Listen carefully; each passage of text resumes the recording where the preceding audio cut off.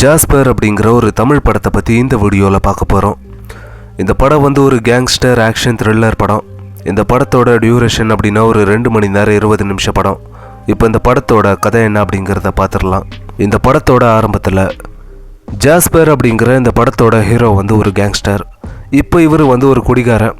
அது மட்டும் இல்லாமல் இவர் கூட யாரும் இல்லை, ஒரு தனியான ஒரு வாழ்க்கையை வாழ்ந்துக்கிட்டு இருக்கார். அப்படி இவருடைய பக்கத்து வீட்டில் ஒரு யங் பேங்க் எம்ப்ளாயி ஹரிஷ் அப்படிங்கிறவர் அவருடைய ஃபேமிலியோடு அந்த வீட்டுக்கு குடி வராரு. அவருடைய ஒய்ஃப் அப்புறம் அவருடைய பசங்க அப்படின்னு 3 பேர் அந்த வீட்டுக்கு குடி வராங்க. ஆனால் இந்த ஹரிஷ் அப்படிங்கிறவர் இந்த பேங்க்கில் மேனேஜர் ஆகி கொஞ்ச நாள் கூட ஆகலை.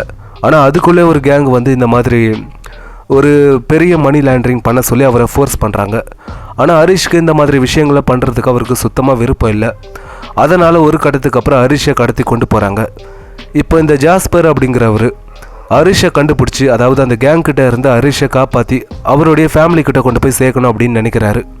அதாவது இந்த ஜாஸ்பர் யார், எதுக்காக ஹரிஷை காப்பாற்றணும் அப்படின்னு நினைக்கிறாரு, ஹரிஷ்க்கு இவருக்கு என்ன சம்மந்தம், அப்படி ஹரிஷை காப்பாற்றும் போது அதில் நடந்த விஷயங்கள்லாம் என்ன, ஹரிஷ்காக அவர் எந்த மாதிரி விஷயங்கள் எல்லாத்தையுமே செய்கிறாரு அப்படிங்கிற இதெல்லாம் தான் இந்த படத்தோட கதை. இப்போ இந்த படம் எப்படி இருக்குது அப்படின்னா, இந்த படத்தை என்ன நினச்சி எடுத்தாங்கன்னே தெரியல. அதாவது ஒரு ஜான்விக் மாதிரி இருக்கணும், ஒரு ஜான்விக் ஸ்டைலில் இந்த ஆக்ஷன் சீக்வன்ஸ் எல்லாம் நம்ம எடுக்கணும் அப்படின்னு ஏதோ ட்ரை பண்ணியிருக்காங்க அப்படிங்கிறது மட்டும் நல்லாவே தெரியுது.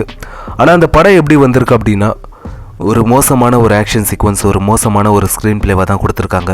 அதுலேயும் இந்த படம் ஆரம்பத்தில் ஹீரோ ஒரு பவர்ஃபுல்லான ஆள் அப்படிங்கிற மாதிரிலாம் பில்டப் கொடுக்குறாங்க. ஆனால் ஹீரோவுக்கு ஏற்ற மாதிரி ஒரு எஃபெக்டிவான சீன்ஸே இல்லை இந்த படத்தில்.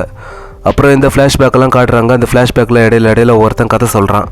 ஆனால் அதெல்லாம் பார்க்குறதுக்கும் கேட்குறதுக்கும் வந்து எஃபெக்டிவாக இல்லை அப்படின்னு தான் சொல்ல முடியும். அப்புறம் இந்த படத்தில் மிடலில் ஒரு ட்விஸ்ட் ஒன்று வச்சுருப்பாங்க. இந்த ஜாஸ்பருக்கும் ஹரிஷ்க்கும் என்ன சம்மந்தம், ஹரிஷ் யார் அப்படிங்கிற மாதிரி ஒரு சில விஷயங்களை காமிச்சிருப்பாங்க. அது பார்க்குறதுக்கு ஒரு அளவுக்கு பரவாயில்ல அப்படிங்கிற மாதிரி தான் இருந்துச்சு. மொத்தத்தில் இந்த படம் வந்து ஒரு பிலோ ஆவரேஜான ஒரு ஆக்ஷன் த்ரில்லர் படம் அப்படின்னு தான் சொல்ல முடியும். இந்த படத்தை பார்த்து உங்களுடைய டைமை வேஸ்ட் பண்ணிக்காதீங்க.